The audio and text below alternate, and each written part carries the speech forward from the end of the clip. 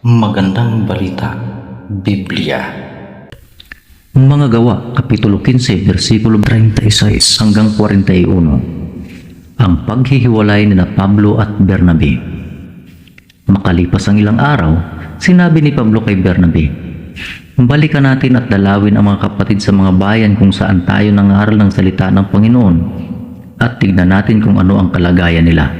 Nais ni Bernabe na isama si Juan na tinatawag ding Marcos, ngunit ayaw ni Pablo sapagkat hindi ito nagpatuloy na sumama sa kanilang gawain.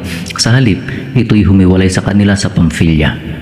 Nagkaroon sila ng matinding pagtatalo kaya't naghiwalay sila. Isinama ni Bernabe si Marcos at naglayag sila papuntang Cyprus.